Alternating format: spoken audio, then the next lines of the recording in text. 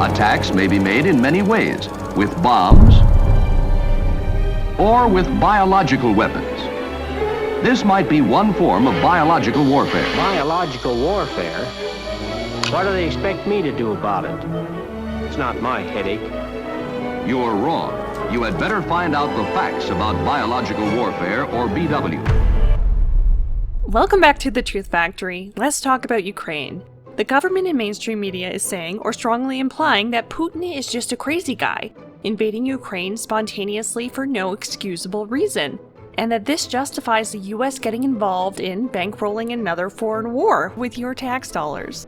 And any other narrative, according to the US military, is just Russian disinformation and propaganda being pumped out by evil bots and troll farms. Don't question the narrative, don't think for yourself, believe the ever-changing story that the mainstream news and your government tells you to. But wars have two sides, and this is a side that your government doesn't want you to know about. According to the Russians, Putin had ordered his military to seek and destroy US-funded deep state biolabs engaged in top-secret zoonotic and infectious disease research in several locations across Ukraine. And the original airstrikes do match up fairly consistently with the supposed locations of these bio-research facilities. However, the US and the EU and unnamed Ukrainian officials denied any rumors that there were US-funded bioweapons labs in Ukraine. The media and fact-checkers, rather than doing the bare minimum amount of research to actually fact-check this, called it debunked. Talking about that would be Russian President Vladimir Putin. He is addressing his people right now, and basically, I mean, it's all in Russian, so we don't have a translation for you, but I can tell you what he is saying. Not that I speak Russian. Russia has a history also of inventing outright lies like this, which is the suggestion that the United States has a chemical and biological weapons program, or Ukraine does, that they're operating. Russia is the country that has a chemical and biological weapons program. So the objective was to make clear the inaccuracy of the information, the misinformation they're trying to put out. The initial response was just to deny it and hope no one looks further into it. Yet here I am, looking further into it, at these actual contracts signed by the Department of Defense and the Ukrainian Minister of Health for these labs. In the contract, it says that the Ministry of Health of Ukraine shall consolidate and store all dangerous pathogens at secure centralized laboratories that have or are receiving U.S. Department of Defense assistance under this agreement. So not only do they exist and are U.S. funded, they are in fact storing dangerous pathogens. Here's a picture of one of these labs, clearly working with dangerous biohazard material because they have a giant sign on their wall that translates to biological danger. Now please watch this propaganda video that your government made in 2020 about these labs. You know, the labs that your government and the media just denied the existence of. The work we do in the Biological Threat Reduction Program is complicated, and it's difficult to communicate it sometimes to outside audiences, and I think our adversaries like Russia can take advantage of that with some of the propaganda that they put out. We've had accusations that some research projects were being used to create threats, not to identify threats and reduce them. The laboratory is there to both store dangerous biological pathogens from the Soviet era and to conduct research by Kazakhstani scientists in order to prevent the spread of new biological pathogens. They're just retaining deadly Soviet-era viruses for your health. Yeah, let's store anthrax so that we'll all be healthy. We have complete transparency in the type of work we do. This is a way that we help counter the propaganda that we get from Russia. The same U.S. embassy in Ukraine that believes in total transparency immediately scrubbed all evidence of these biolabs off of their website after Putin started to attack the military structures. But from these documents, you can see the locations, when they were built, and who funded it. It was the U.S. Department of Defense, and the addresses listed show these labs hosting these dangerous viruses. I don't feel comfortable with the state of these labs that are holding bioterrorism agents. Like, this one has a 1-star Google review. And they're trying to memory hole this and gaslight the global population like dozens of US-funded Ukrainian biolabs just never existed. On March 8th, Victoria Nuland, the Undersecretary of State, casually mentioned in a Senate hearing to Marco Rubio that yes, in fact, the DoD does fund a series of biolabs in Ukraine. Does Ukraine have chemical or biological weapons? Ukraine has biological research facilities. Russia has been warning the US for months to stop operating dangerous biolabs on their doorstep. Then on March 11th, Russia went to the UN Security Council to say that the US was illegally funding several bioweapons labs in Ukraine. If this is true, it would violate the UN Treaty Against Bioweapons. And it isn't just Russia that's concerned. During the emergency meeting, several countries called for an immediate investigation into Russia's allegations of biological warfare agents in Ukraine. And even Tulsi Gabbard spoke out about this. Here are the undeniable facts. There are 25 to 30 US-funded biolabs in Ukraine. According to the US government, these biolabs are conducting research on dangerous pathogens. According to Victoria Nuland, whatever is in these Ukrainian research labs is so dangerous that she is deeply concerned that these materials will fall into the hands of the Russian military. So we are working with the Ukrainians on how they can prevent any of those research materials from falling into the hands of Russian forces should they approach. But in typical Pentagon fashion, these labs are marketed as defense. So how would it be dangerous then if Russia got their hands on defensive research? The Wuhan lab was also defensive research. So is US labeling these potential weapons of mass destruction as health facilities? That's like calling it a health nuke or a health rifle or a health plague. As if the label changes it? Don't worry, these viruses are peace viruses, not war viruses. After the truth came out that these facilities do indeed exist, the DoD tried its best to minimize the story and sent a fact sheet to the press stating that the Department of Defense, which is partnered with the CDC and the World Health Organization, which is of course funded largely by Bill Gates, has invested approximately $200 million into 46 Ukrainian laboratories and so-called health facilities. They say that they have worked with Ukraine to securely eliminate bioweapons left behind by the Soviet Union since 2005. So they've had 17 years and $200 million to destroy these viruses that they could just expose to light or heat or Lysol, and they still have them. So it's almost as if they're lying to us, even though according to Article 1 of the UN Treaty, they should never under any circumstance develop, produce, stockpile, acquire, or retain biological weapons. So retaining these viruses in these labs is illegal, which is probably why the Ukrainian Minister of Health and the World Health Organization has ordered the sudden disposal of these viruses in research. I don't know, if I was committing a crime and I just got caught committing the crime, I'd probably want to destroy the evidence of that crime as well. According to this leaked document from the Ministry of Health of Ukraine, they ordered the Laboratory of Bacteriology to destroy the following bacterias. The Geneva Convention, of course, prohibits the production of bacteriological weapons, and these aren't even the most deadly pathogens that they were supposedly researching. According to a deleted news article from 2010 that was scrubbed from the internet but archived, Senator Dick Lugar, who is named after his favorite sex move, said the Level 3 biosafety lab was used to study anthrax, tularemia, and Q fever, among others. The article goes on to say that the facility began in 2005 when he and then Senator Barack Obama entered a partnership with Ukrainian officials. In 2015, the Lugar Research Center in Georgia contracted Gilead Sciences, a private pharma company, to conduct medical experiments on hepatitis C. Russia alleged that they were using Georgian citizens as human guinea pigs to test a toxic experimental drug that resulted in an estimated 249 deaths. This was dismissed again as Russian disinformation. However, here are the documents that show that people did die spontaneously, including 30 people on the same day. The cause of death for many of these people was reported as unknown. No investigation was conducted into this. I'm not a detective, but maybe the thing that all of the people had in common that could link their sudden and mysterious deaths was the weird experimental drug that the US government was giving them. The experiment was backed by the CDC, and the Trump administration sued Gilead for profiting billions off of the CDC-funded research without paying any royalties. And Gilead was later caught paying $178 million to doctors to promote their drug despite these reports of death and severe side effects. So weird, once again, Big Pharma is evil. But here's where things get really weird. Besides funding these labs in Ukraine, the Department of Defense also used an Air Force base in San Antonio, Texas to study the human tissue and RNA material exclusively from Caucasian Russians.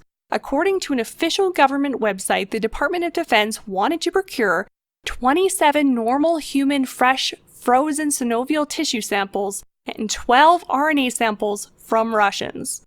When asked, would you consider samples from Ukraine, they said no. All samples shall be collected from Russia and must be Caucasian. The government will not consider tissue samples from Ukraine.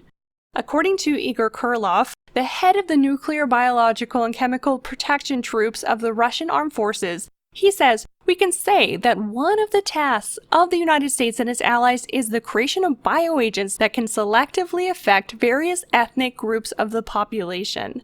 Now, I wonder if this is the evidence, materials, that have been destroyed right now under the orders of the World Health Organization and the Ministry of Ukraine. Because if biological weapons were being created to target a specific ethnicity, that would clearly violate the UN's treaty, and it sounds like a conspiracy to commit ethnic genocide. There is nothing defensive about that.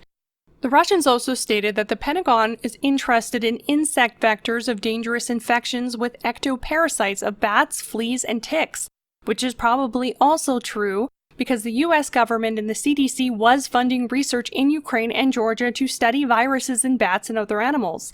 And this type of research goes back decades. In 1981, the US Army calculated that they could kill 625,000 people for just 30 cents per death by using mosquitoes infected with yellow fever and tularemia aerosol attacks. And even today, many of these viruses and bacteria being held in these labs are classified as bioterrorism agents by the CDC. Specific species of mosquitoes have been collected in Georgia and tested at the Luger Center. After their project in 2014, this mosquito breed was discovered in West Georgia where it hadn't existed prior, and they started to spread to neighboring countries such as Turkey and Russia. Between this and the Crimea River being dammed off, the ever-encroaching NATO around Russia's border, this was only a matter of time, especially after Zelensky said in April that if they couldn't join NATO, they would be acquiring nukes. So the Russians invaded because of threats of weapons of mass destruction. This seems to be an acceptable justification for when the US wants to invade another country, whether or not these weapons actually exist. What if American-instigated wars were covered by Western media the same way that they're covering the Russia-Ukraine war? Why were these labs being funded and researched in Ukraine and not in America? Was it just to be a direct threat to Russia? Why does Canada and the US send hundreds of millions of dollars to Ukraine in foreign aid every year? The US Congress just approved $13.6 billion in war aid to Ukraine, and who knows if that'll even end up where it should? Who's checking? Ukraine has become a pay-for-play state led by an actual actor. And I had gotten a commitment from Poroshenko and from Yatsenyuk that they would take action against the state prosecutor, and they didn't. I said, I'm telling you, you're not getting $1 billion. I said, you're not getting $1 billion. I'm going to be leaving here. And I think it was, 6 hours? I said, I'm leaving in 6 hours. If the prosecutor's not fired, you're not getting the money. Oh, son of a bitch. Got fired. In 2014, the U.S. government under Obama funded a $5 billion military coup against the democratically elected Ukrainian president, and then installed a new regime to act as a puppet government for the United States. We've invested over $5 billion to assist Ukraine in these and other goals that will ensure a secure and prosperous and democratic Ukraine. The Western media is propping up Zelensky as some kind of hero, and multiple stories about Ukrainian military victories are being spread online, only to be debunked a day or two later. And you may totally disagree with me here, but in my opinion, Zelensky should have ended this with Russia weeks ago by accepting what the Russians have sought, which is a neutral Ukraine. But instead, he's putting huge numbers of his own population at unnecessary risk by maximizing civilian casualties to fuel Western outrage and to secure billions in funding from other countries. And unfortunately, civilians are once again caught in the crosshairs of corrupt government decisions, and they're paying the real price. Definitely is a real tragedy here, but the media is using that tragedy to manipulate people into cheering on a war with Russia and to excuse the billions of dollars that is going to Ukraine to fund it. Isn't it amazing how quickly the West just stopped talking about COVID altogether and immediately changed their social media statuses to praying for Ukraine? And now the US government is briefing TikTok stars on war in Ukraine so they can spread propaganda to tweens and Gen Z. Biden is also trying to blame the economy and gas prices on Putin as a scapegoat, despite prices rising before Russia even attacked Ukraine. I don't know, maybe printing infinite money has caused inflation. That's just basic economics. Or we could just blame Putin, I guess. Second big reason for inflation is Vladimir Putin and gas prices. Not a joke. Are you guys just going to start blaming Putin for everything? Putin may circle Kyiv with tanks, but he'll never gain the hearts and souls of the Iranian people. Anyway, since they market themselves as transparent, I reached out to the people who are allegedly committing bioterrorism and asked them some questions like, hey, are you guys committing bioterrorism? And why was the US military acquiring Russian RNA? And at first, the Department of Defense ghosted me like they ghosted all those civilians in Afghanistan, but then they emailed me back and did not answer a single question and said that the entire narrative was Russian disinformation. Probably in the same way that Hunter Biden's laptop was called Russian disinformation until they finally had to admit that it was real, which it obviously is. Did they want us to believe that Putin himself snuck into Hunter Biden's hotel room while he was sleeping and just put a crack pipe in his mouth? The difference between the truth being labeled as misinformation and it becoming mainstream news is about 1 to 2 years right now. Speaking of Hunter Biden, he's in this story too, so let's get into that. The company contracted to build these facilities in Ukraine is Black & Veatch, which partnered with a company called Metabiota, which was also contracted to the Department of Defense and awarded $18.4 million under the program in Georgia and Ukraine. Metabiota was also contracted by the DTRA before and during the Ebola crisis in West Africa, where 3 US biolabs are situated. The outbreak was blamed on bats, however, there is no conclusive evidence of how the virus jumped to humans. Metabiota got their real start with $30 million in funding from Rosemont Seneca, a company founded by Hunter Biden and John Kerry's stepson. Remember the Rosemont Seneca scandal? Where they were sent $3.5 million in a wire transfer from the wife of the former mayor of Moscow? Jen Psaki doesn't seem to have any information about that. There was a report last year from the Senate Finance and Homeland Security Committees. It claimed that the wife of Moscow's former mayor paid a company associated with the president's son $3.5 million. There was no explanation for this alleged payments, and I'm wondering if you could tell us if that claim is accurate, and if so, what the $3.5 million was paid for. I'm not familiar with that claim. Doesn't sound like it's backed up by a lot of evidence. If you have evidence or specifics, happy to discuss it further. Committee's report. So you haven't asked about this, or?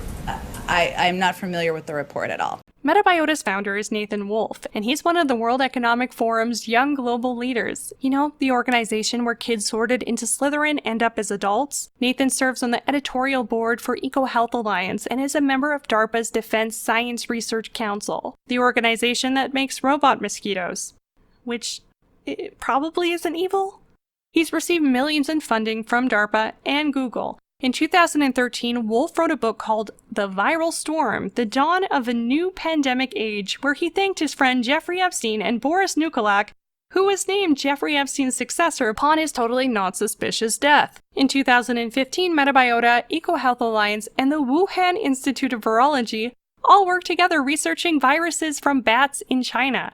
Remember when Anthony Fauci was forced to admit that the NIH had distributed nearly $600,000 to EcoHealth Alliance, which went to China's Wuhan Institute of Virology to study coronaviruses? Well, they were working with Metabiota. The U.S. funds around 300 biolabs around the world who are engaging in dangerous research, including gain of function, similar to the lab in Wuhan where COVID-19 may have originated from. Now, after realizing how dangerous and vulnerable these labs are, they should have all been shut down 2 years ago. What's going on in Ukraine at these labs is the same sort of shady research by the same sort of shady people that just ruined everyone's life on the planet for the last 2 years, which means they've either learned nothing from what just happened, or what just happened was intentional. Either way, why would we believe the lies told by the sociopaths who were just recently lying to us about the same thing? It is classic Russian technique to blame on the other guy what they're planning to do themselves. Thank you so much for watching, and have a great night. Meow!